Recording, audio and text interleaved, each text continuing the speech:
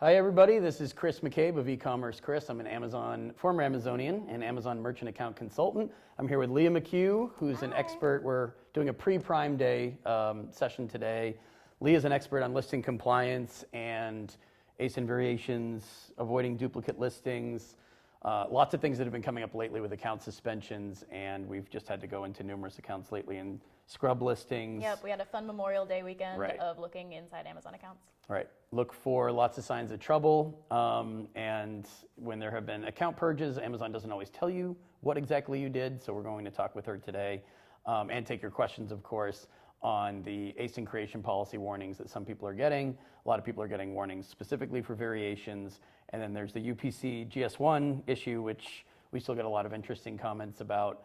That one's been going on for a while. It's been going on for a while, and we had a lot of questions come in yesterday, I guess last night, by email in preparation for the Ask Us Anything, Ask Me Anything, but it's us today. So we're also here to talk about the Seller Velocity Conference, which is coming up July 24th. Maybe some of you are joining us in Seattle in person, which is great. We're looking forward to seeing you. Everyone else probably live stream remote access tickets, which are still available, of course. Any questions about that, let us know. You can come through my website, the contact form. SellerVelocityConference.com is the URL to check out more information on all of our wonderful speakers, right? Yeah, we've got some really good speakers. 3 former Amazonians, Yes. including me, yes. And Leah will me. also be speaking about what we're talking about today. But in greater detail. Yeah, and in the meantime, she's monitoring any incoming questions. I am, so ask questions. We've already got a couple, and we had a few from by email. We had some last night, yeah. So should do you we want to start? Well, yeah, let's start with the ones that came in. We'll start with the email ones. So the first one is one that we get a lot. How are you protecting North and South American sellers from Chinese interference, such as listing hijacking, selling inferior products, copyright infringement claims on generic items without trademarks, and other actions where North and South American sellers are targeted by Chinese companies that cost FBA sellers millions of dollars in revenue? I think I get the idea. I get the idea on that one. I'm not sure I understand the North and South American. I think you're talking about global issues.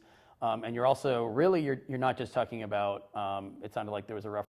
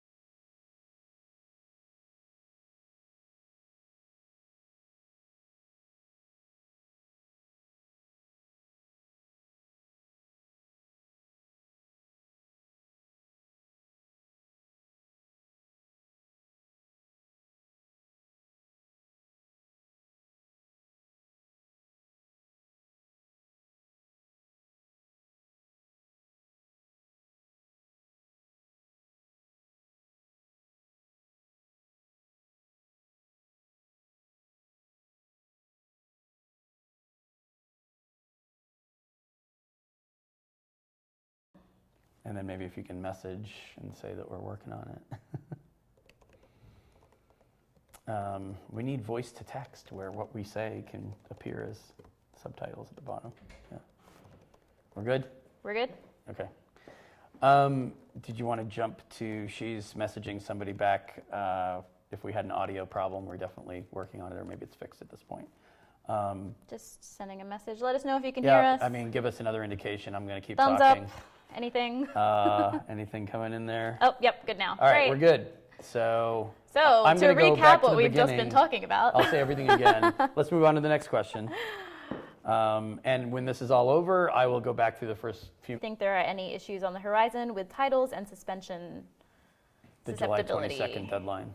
Yeah. So, I I'm mean, going to let you. I think more importantly, well, maybe not more importantly, but more pressing of an issue is the fact that they're going to stop, like they won't, search won't work on your listings if your titles aren't compliant anymore. Your listings will be hidden from search if your titles are non-compliant.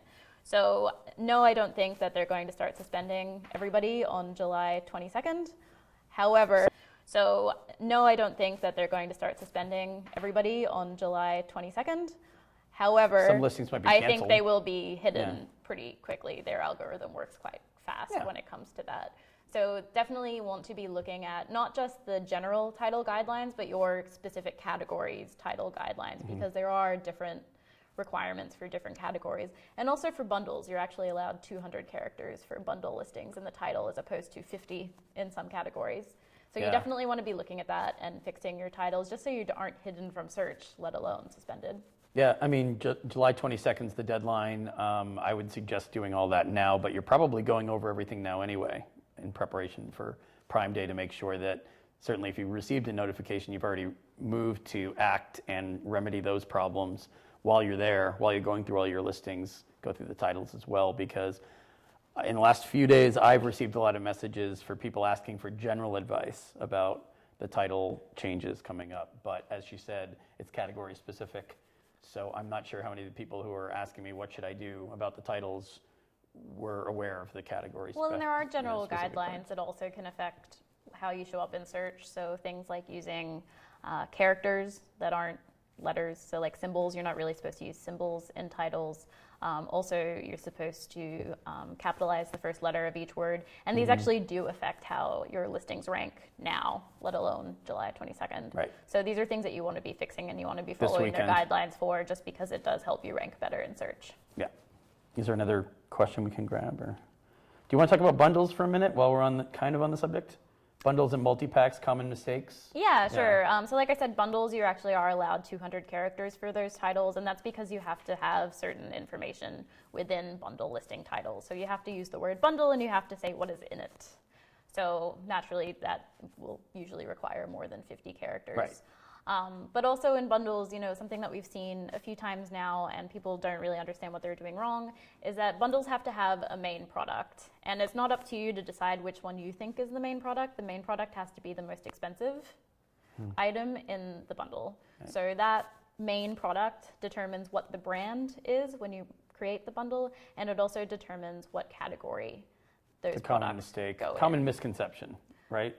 Right. Yeah. I mean, I've seen people use their own brand with a more expensive item in a bundle to try to increase awareness of their brand, and all that did was result in blocked listings.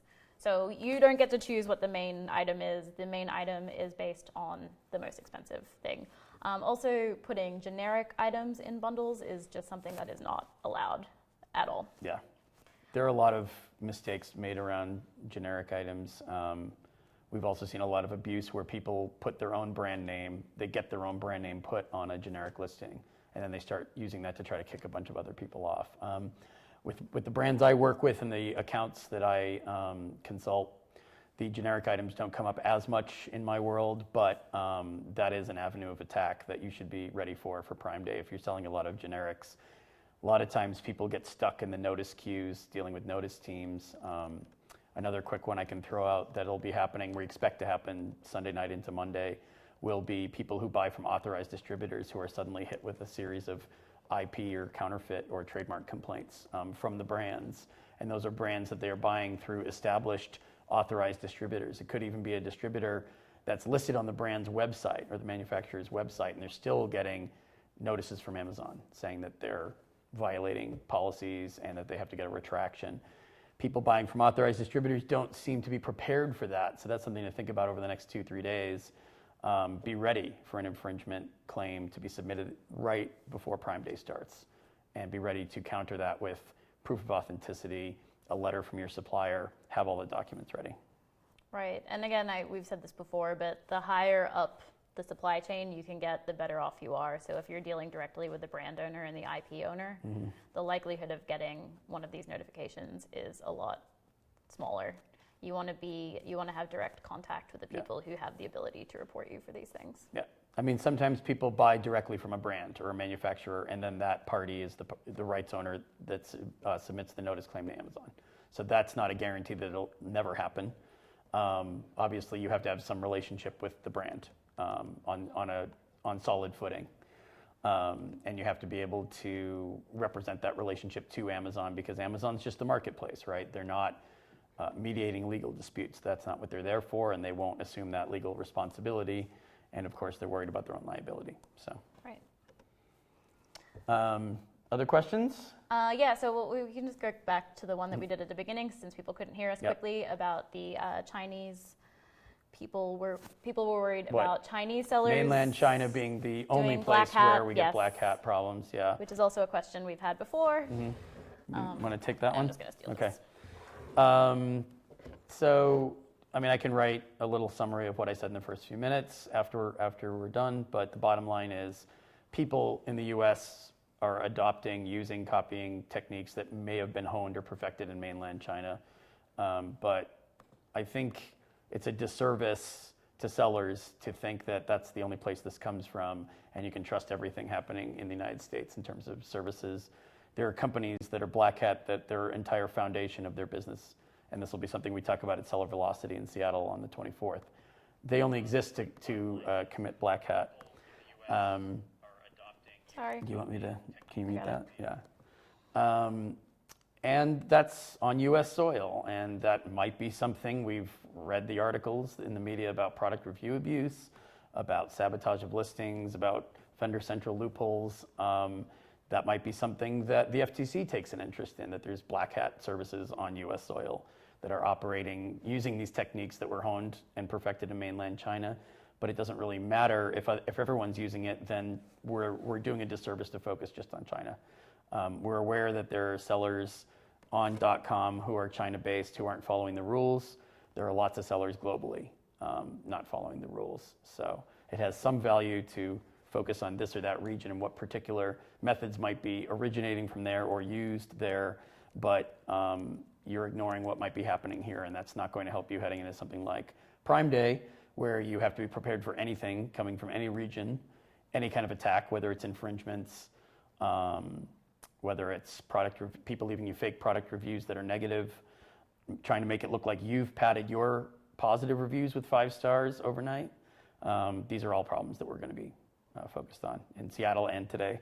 Do we have any questions about marketplace abuse, product review abuse?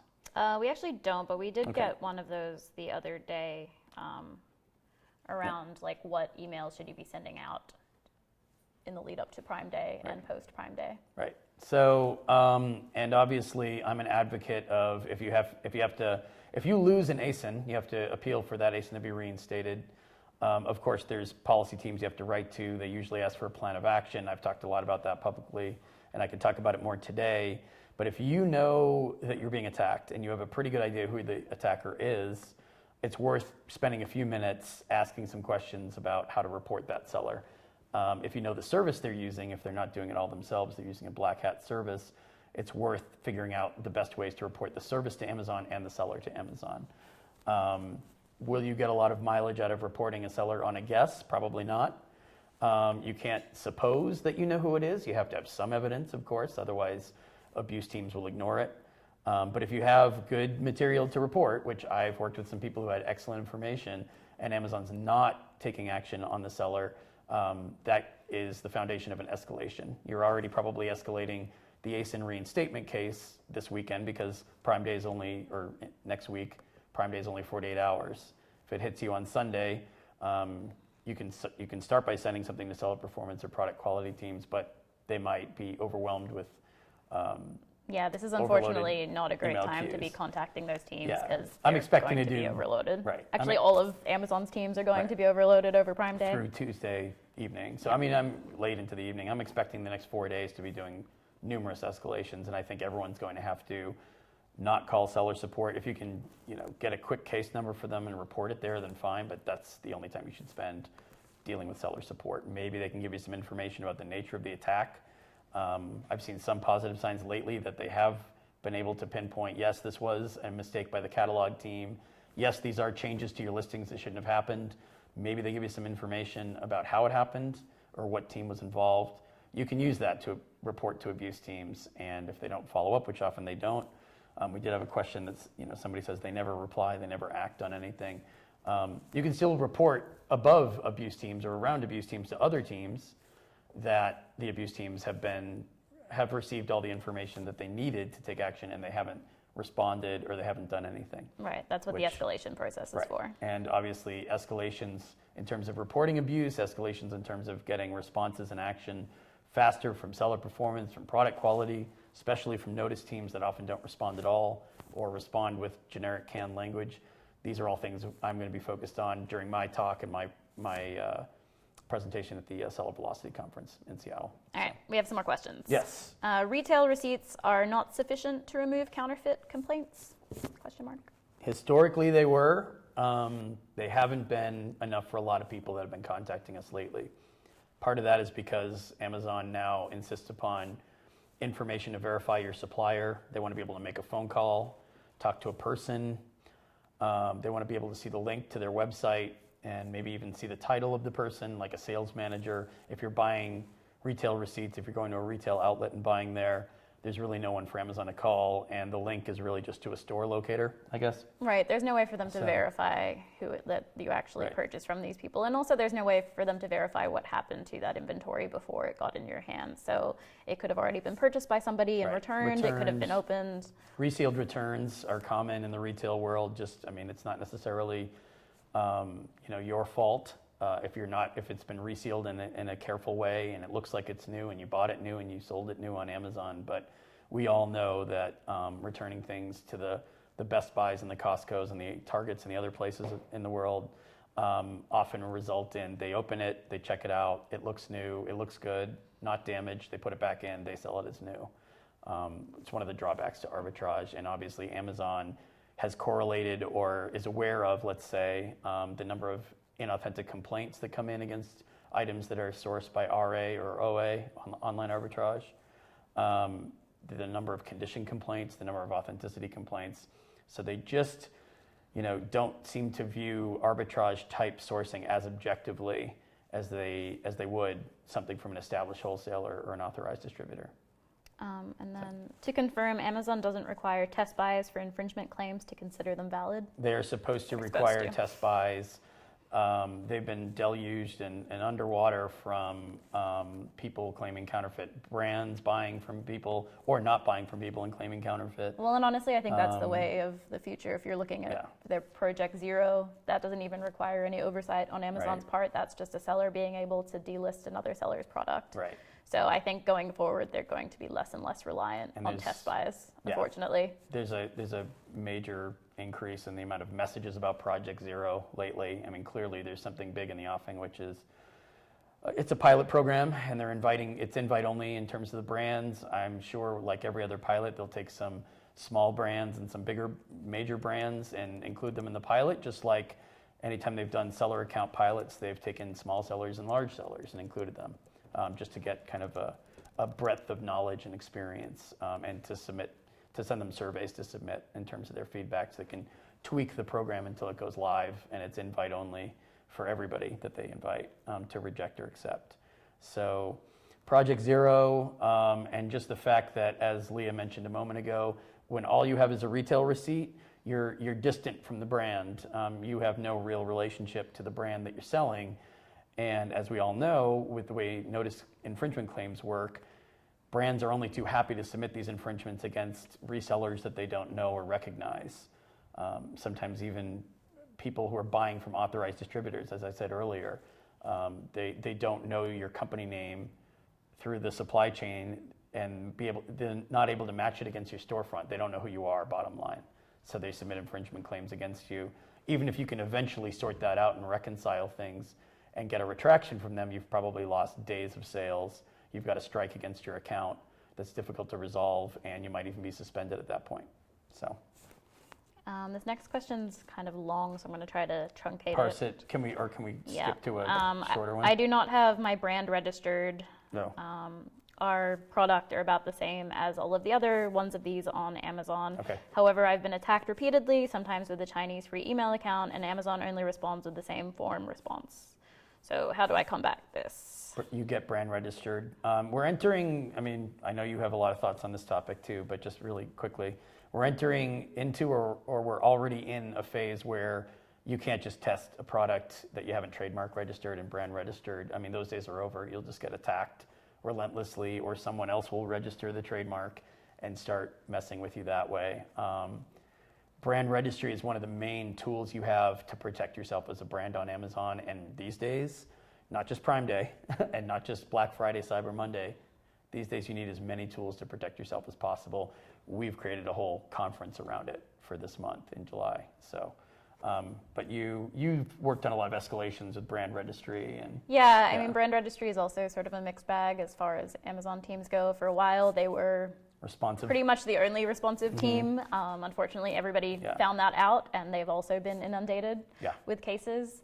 But again, a brand registry gives you a lot more listing protection than other parts of Amazon do, and it also it does give you access to that additional queue, and it gives you the highest level of editability on your listings. So even if somebody does manage to change it, maybe through Vendor Central, like we were seeing a few months ago, Vendor Central abuse. Brand registry is the only team that has the authority to change what Vendor Central has done. Right. So it's worth it just to have that added layer of protection. Even if the team isn't as responsive as they once were, it's still worthwhile to have that added layer of protection. And again, having that trademark also gives you the ability to report other people who are infringing on your intellectual property. Right. And there's, brand registry has reached out to some people, like me lately, to get some examples of what's going wrong with this case. Why did this case had to be closed and reopened a million times? Why did they have to escalate for this one ASIN numerous times?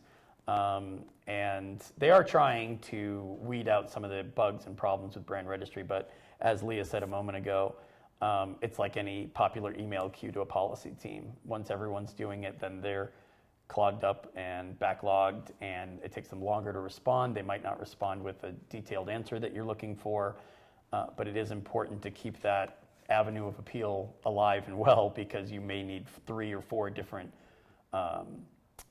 appeals paths to get an ASIN reinstated, especially something you're trying to do quickly over Prime Day.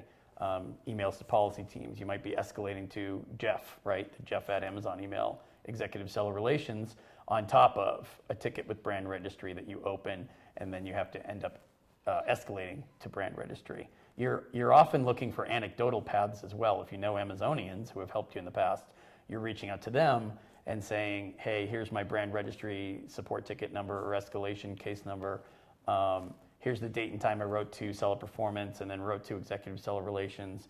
You're giving them all that information in case they can run interference for you and help you open up an internal escalation. Yep. So, will there be any info on how to grow sales via reviews at our Seattle show?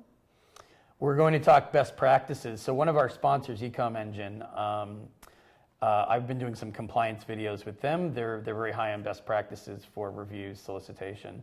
Unfortunately, they can't be there, but I'm going to be talking with them ahead of the conference, and of course, they're one of our supportive groups that's sponsoring us. They're going to give some information that I can relay in terms of best practices. I'll be folding some of that into the presentation I give. There's a right way and a wrong way to do it. We feel very strongly about that, and that's why we've been doing bi-weekly compliance videos. So there will be content around that. Yeah.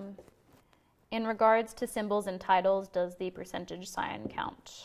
Yeah, so that's fine. So obviously, like, you need to put things like 100% cotton, Right. but it's things like putting hashtags or stars to try to make your title stand out. They don't want anything like that. Right. Or even sometimes I see people doing like / to try to separate the information in their titles. They just don't want anything like that. Obviously, if it's pertinent information Clutters to it the up. listing, that's fine. Yeah, yeah. Q3 is when they clean up the catalog, right? And maybe clean up some bad practices that people have been doing for a while. Maybe they got a warning. Amazon didn't follow up on the warning, but a lot of sellers didn't obey that warning from that point in Q2 or Q1. Q3, they're thinking about Q4, and they want as much cleaned up as possible before they get to that point. So Seller Performance has had a case since May 20th and not done anything yet. Is this a realistic time frame? No, escalate it. Well, Seller Performance doesn't work with cases. Do you mean seller support case? Or do you mean you emailed Seller Performance? Obviously, if you're lost in the queues and the contact was disregarded, you need to send in a request for an update. Internally, they call it a nudge, but May 20th is a long time ago, so you'd have to kind of maybe add some content in the question to help us figure out what's going on. Are you suspended, or is it just a listing? Generally speaking, though, you shouldn't be waiting months to hear back from these teams. If you don't hear back from them within generally a few days, we recommend sending a nudge email. And then if that also doesn't get anything, then you start thinking about escalating. And do some research and homework on what you read on the forums, what you read in certain Facebook groups. I know we talk about this a lot. There's this myth out there that it takes Seller Performance 30 days to respond. I wasn't sure if that was supposed to be, you heard that too. I'm not sure if that was for an account suspension. I don't know if that's because somebody emailed Seller Performance during a peak period and they didn't follow up and ask for an update, and they waited 30 days and they got a response after 30 days. But that's not accurate, that's not correct, and obviously you can't wait for 30 days for anything to happen with your account of any importance like that. So these ideas float around, they're myths. I'm not sure if somebody posted that with an agenda. They clarified that seller support moved it to Seller Performance. Okay. Yeah, once that's happened, you're off support, you're on to Seller Performance, email queues, and if you're not hearing back from them, you need to send a follow-up. You need to start looking at some other email queues to send. It also depends on what you're talking about, specifically what you need. So we'll wait for that. Sorry, there's a lot of questions coming in. A lot of questions coming in, yep. Where we go.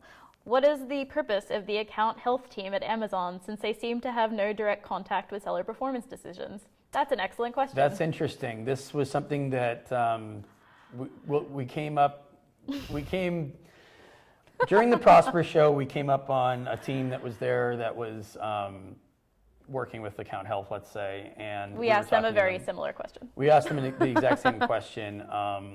First of all, the account health dashboard doesn't really update when you get a retraction for a notice claim, for example. The number of accounts that I've seen suspended for listing violations who have no listing violations on their account health dashboard is pretty much all of them. It doesn't seem to be accurate. You can't go by that. You have to manually go through your notifications right now. And we did ask them, when will the account health dashboard be a different display, be updated, maybe the tool improved? They said they're working on it. They're working on it. That doesn't tell me, I mean, that was back in March at Prosper. That doesn't tell me that they're going to have it ready by Q4. It might not also be the top priority right now. So you have to you can't use that as gospel. You have to double check things on your own. In terms of account health, they are known for talking to you before your account's suspended, because they called you or you got a message saying they would call you 24 hours in advance of a suspension. And then they give you either 24 hours or in some cases 72 hours to do the plan of action that they've asked you for, to give them your improvement plan to prevent the suspension from happening. Now, what I will say is during peak periods, they don't necessarily get to your POA before that 24 hours is up, even if you do it right away and give it to them right away.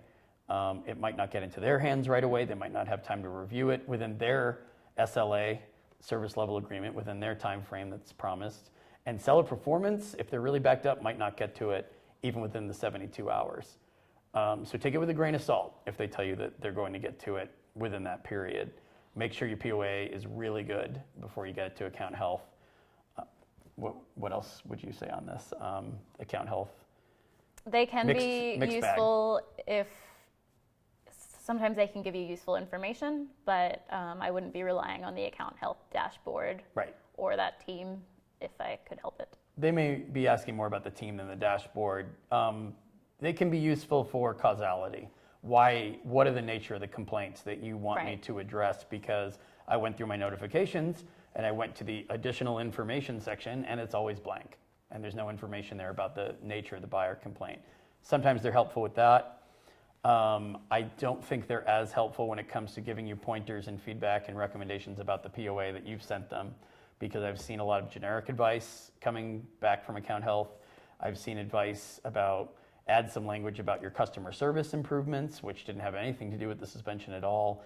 So I mean, like any of the irrelevant teams, topics. it really depends on how well trained the person you're dealing with is, and some of them are better than others. One Right. area where I have Same seen as seller them performance. be useful is where seller performance has reinstated your account, but they forgot to toggle the button in the system to actually reactivate your listings, Right. and account health has been able to go in and click the button that needed to be clicked to get that That back. happened a couple times. So they are useful in that regard. I mean, try to use them as an advocate and an internal communication device to the teams that are reviewing your appeal for reinstatement. It's going to be the same mixed bag that you get with seller performance. You may have a seasoned veteran that was there 8 or 9 years. You might have somebody who's been there 8 or 9 months. So, How do you truly report a company who keeps changing the titles of listing to add free items to try and steal sales away from other dealers? I've reported them about 50 times, and they continue to edit titles to change manufacturer direct product to theirs by adding free stuff. some of that is, do you know who they are? I mean, it helps not to just say, well, our listings are being changed. Obviously, you're going through brand registry to fix that. Hopefully, brand registry helps you fix it without an escalation. But try to figure out who your attacker is and try to report them for sabotaging your listings, because, as we talked about a couple times now, vendor central abuse. How do people mess with those async contributions?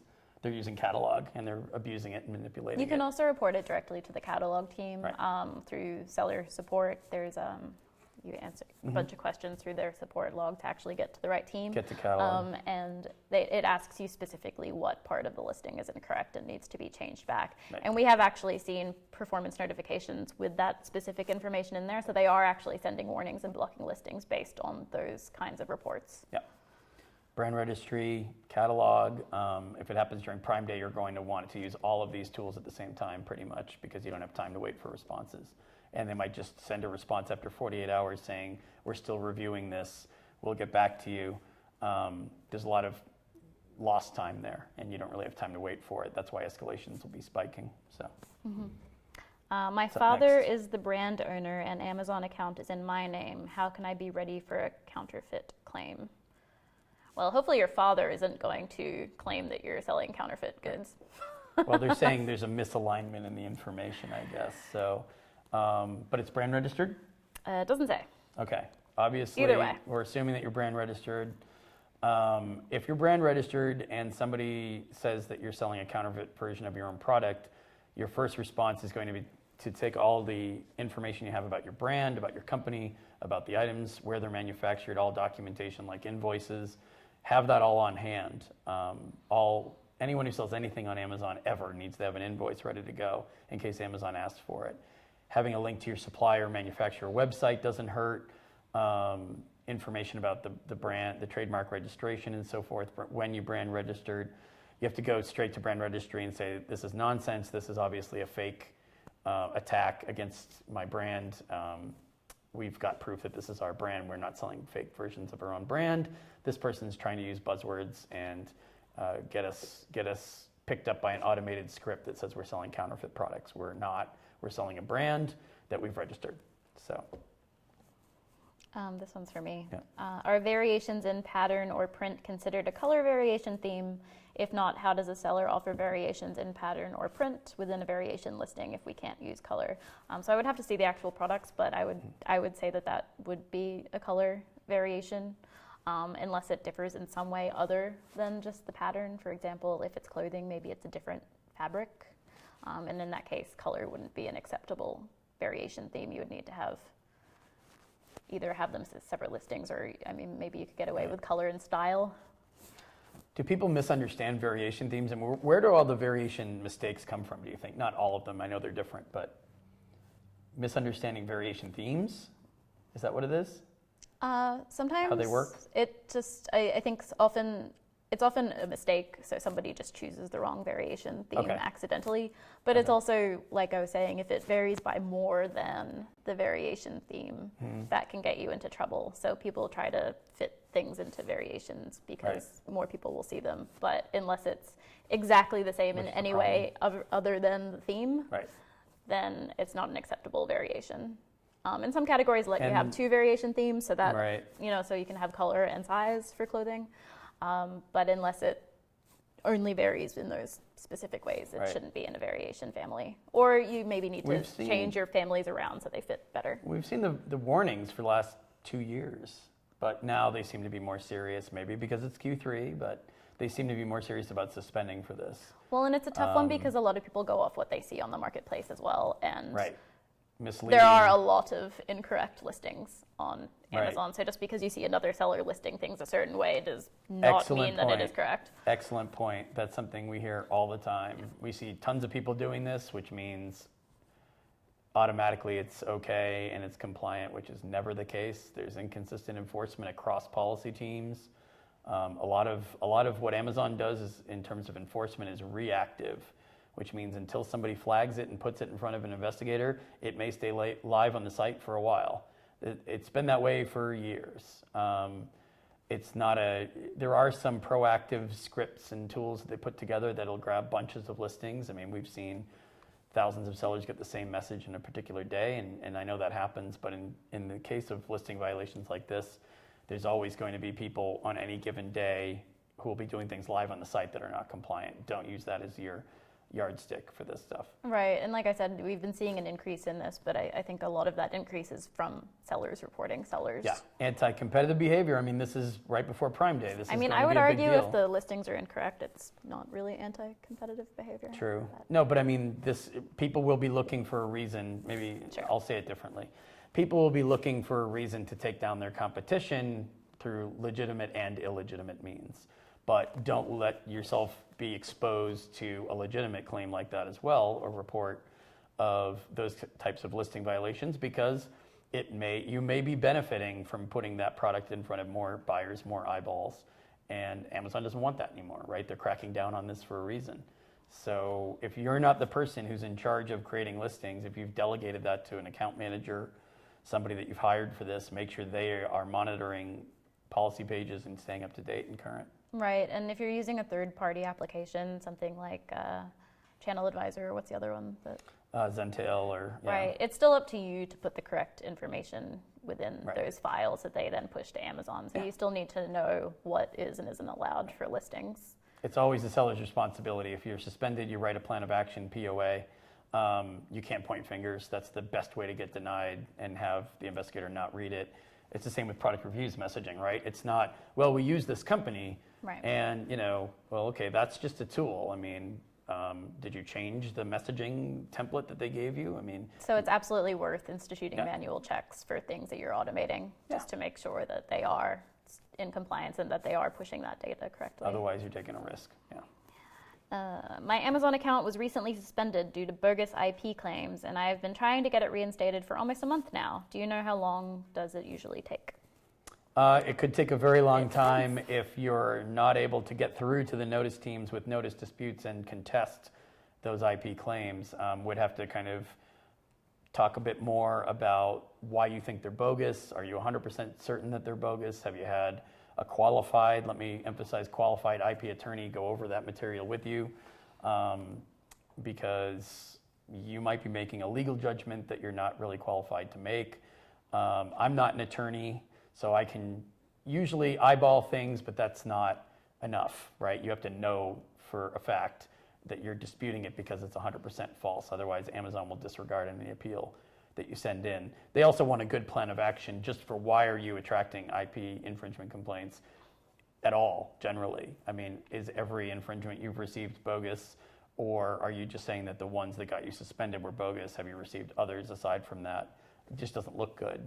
And notice teams are well known for not really reading the entire POA when you send it anyway, not responding. You have to send things 2 and 3 times. So figure out how bogus they are, and that might be something we can talk about. Yep.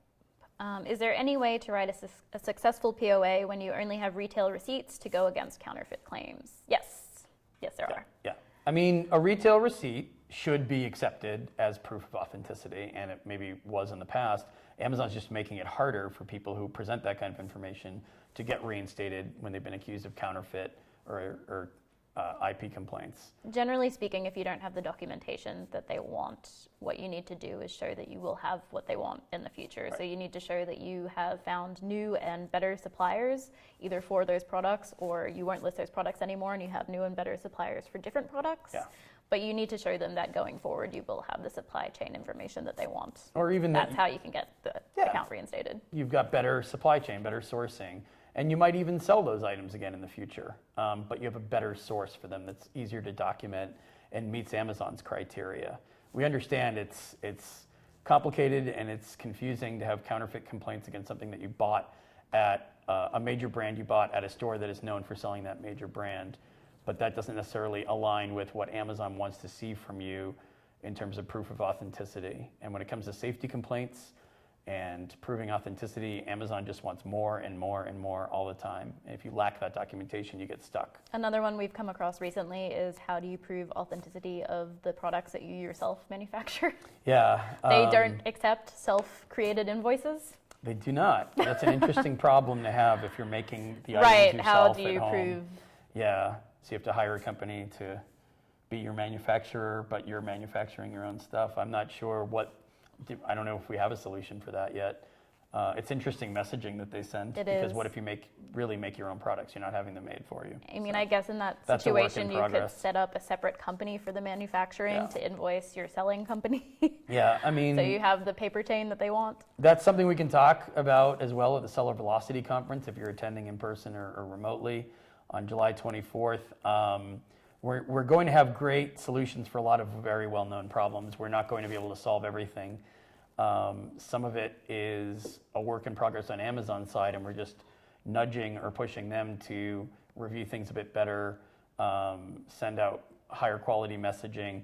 There are things that I'm still working on. For example, upvotes, people who get tons of upvotes of a negative review that's a fake negative review. Amazon right now, I'll be talking about this in Seattle in a couple weeks, but Amazon doesn't even have a tool. This is my understanding, at least from researching it. They don't even have a tool ready to delete old upvotes. So they say, wait, in the future we'll have something, but we can't go back in time and delete upvotes of what we know to be a fake negative review. It sounds crazy to us, and this is something I'm continually working on as well, but that's something where we don't necessarily have a ready-made answer for it. There will be categories of problems that are just work in progress right now, unfortunately. So, Right.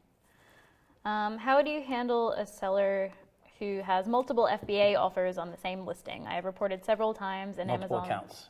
No, multiple offers on the Okay. same basin. I've reported several times, and Amazon just doesn't do anything or even respond to cases open through report or violation. So they often don't reply to the person that made the complaint, but that doesn't necessarily mean that they haven't taken any action. There are also certain cases where you're allowed to have multiple offers. So you're allowed to have both an FBA and a merchant fulfilled offer Right. on the same product. Well, this one says 2 FBA offers, or? It just says multiple Oh, FBA I'm sorry. offers. Maybe I misunderstood. Also, like if they have the same product in different conditions, that is Right. an allowable place to have multiple offers. But unfortunately, it is just a matter of continuing to report. Well, maybe we can talk about duplicates for a minute, right? Because part of the Memorial Day weekend, when thousands of accounts were suspended, we found a lot of duplicates in the accounts, or you looked at accounts with duplicates. So Yes, offers and listings. yeah, and some of them I think were accidental, right? They were upload mistakes. Were they? Yeah, or they had different people handling the listings and they didn't realize that they already had that offer because they Right. did have both merchant fulfilled and FBA, Right. and then merchant fulfilled Prime, which was its own separate offer. So a lot of those were mistakenly created. We've seen it comes and goes. It's fluid, but we see Amazon taking duplicates very seriously sometimes and not so seriously other times. But again, heading into Prime Day, just make sure you've done a scrub or you've gone through and you've eliminated as many duplicates as you can, because we don't know in the lead up to Prime Day. First of all, you don't want to be reported by a competitor for having too many duplicates, and secondly, we don't know if they're going to be running scripts overnight the night before to delete some of these or to send warnings that are fresh. I mean, at this point, at 48 hours out, you don't have a lot of time to email back and forth with these teams. You have to kind of just take advantage of this weekend and clean up whatever you have to on your side. So, Shar, I can't see your question in the feed, so if you want to repost it, we will answer it. are we having I just feed? can't. I just can't see what you posted earlier. You said it was at the top, but it's not showing. Do we have time for like a few more questions, or where are we? Yeah, I think we have a couple more questions. But yeah, if you post that while we answer this next one, we'll get to it next. So, how do you approach dealing with the people like Vantage BP and other firms using Amazon messaging to constantly send threatening messages? Report them. Through messaging. Yeah, there's been a lot of messaging going back. I would be interested to know more about the context there. If it's cease and desist type language, get off our listing, we're going to sue you. Maybe I'll take a few minutes to say that be careful what legal threats you send to people. I know there are a lot of brands who don't understand the difference between reporting counterfeit to notice teams and simply dealing with somebody who you say isn't authorized to sell your products. Obviously, if you buy from them and they're selling a counterfeit version of your product, you know what to do with that. You have to report that in multiple places. That's a rights ownership issue. You're reporting counterfeit to Amazon policy teams. You're doing lots of things to make sure that listing comes down as soon as possible because they're not offering what you sell, what you make. But you can't send false accusations of counterfeit against people you haven't done test buys from simply because you say they're not authorized. So I just wanted to get that out there because I don't want anybody who operates a successful brand on Amazon to get in trouble this weekend or early next week during Prime Day for making false infringement claims and so forth. Now, in terms of somebody that you're getting a message and they say, well, you're not authorized to sell it, that's more about controlling distribution, right? Right, and that's not something that Amazon really wants to get involved in. Doesn't enforce exclusivity, they say, usually. They don't enforce MAP pricing. Right. So if you're being threatened, if you're being harassed, there are ways of handling that. That's code of conduct violations, that's bad behavior. And Amazon is supposed to be responsive. I mean, escalate it if they're not answering you after you've reported it. So I'm still not seeing your question, Shar, Okay. but I think it may be the one from her group, Okay, which was about I'm doing an AMA with that group on the 17th. which so I was can answer about it. brands that they resell not being able to afford GS1 barcodes, and if there was I saw that an question. alternative. Yeah, I will answer that soon. Yeah. I could just answer it. Do you want to answer it now? Yeah. Okay. I mean, on that's an Ask Me Anything that I'm doing on the 17th. So as far as like another place to purchase them from, no, there isn't a cheaper alternative for purchasing barcodes, but an alternative if they don't have any barcodes would be to apply for an exemption for that brand, where the brand would basically be writing a letter saying that we don't have barcodes for these products, which I think is something that you guys do fairly regularly in that group. Yep. So, sorry. Great. She just, Anything else about brand attacks or listing compliance? I think we have a few minutes left. Oh, here we go. What if our suppliers are using UPC codes bought from third-party sellers and registered to dead companies? Many times we don't know they are doing this. So for any products that you're reselling, I would be checking those barcodes against the GS1 database before listing them. That's the best place to get that information. Yeah, unfortunately, it is still a practice for a lot of brands to buy those cheaper barcodes, but we do know that Amazon is actively speaking with GS1 Right. in regards to validity of codes. So the you wanna best thing talk that you about can do is check them yourself before you actually list the products. And if they're using those third-party codes, you could try to get an exemption. I think that would be difficult if there's a barcode on the product. The best thing would be to replace them with the GS1 barcodes, and you would have to convince your supplier to do that, unfortunately. But I mean, it's not just for Amazon. A lot of big box stores won't accept codes that don't have the proper prefix because it's used for more than just barcodes. It's used for a lot of logistical things with EDI, which you may be familiar with if you do Vendor Central. Do you want to talk a little bit about GS1 maybe just some background. They send a file, what is it, every day to Amazon? Yeah, they're sending a daily data file to spoken Amazon. to them a few times, I guess, and yeah. Yeah, I mean, the easiest way to see really is to see if the same code has been used multiple times, certainly. But they are getting a daily feed from GS1, and they're not consistently doing anything about it necessarily, but they are inconsistently enforcing it on some occasions, often when they're looking at other things in your account. Right. And I have also heard of people having trouble creating new listings if the barcodes aren't GS1 specific. Yeah. I mean, enforcement's haphazard, but. Next question? Time for a couple more? Yeah, maybe one or two more. Okay. If someone copied my images which does not have my brand name, can I report it as a violation? I have brand registry with Amazon. I mean, yeah, that is a copyright violation. It's a copyright infringement. If there are particulars that make your case weaker where they might not take action on it, just contact me and I'll get you in touch with an IP attorney who can give you some reliable, good advice. It's not the type of thing where you just want to guess on attorneys. There's great attorneys in the Amazon space and there are terrible ones. So I'm happy to refer you if you need one. But we have also dealt with suspensions over people stealing images and text, and it's they were reported for copyright infringement. So it is absolutely reportable. As described, it sounds like a copyright violation. Yeah. I think that's about it. That's about it? Yeah. Okay. So just to wrap things up, and we'll stay on the Amazon Seller First Class Facebook page today and answer some questions there as well. Seller Velocity Conference is this coming July 24th. It's 1 to 5 p.m.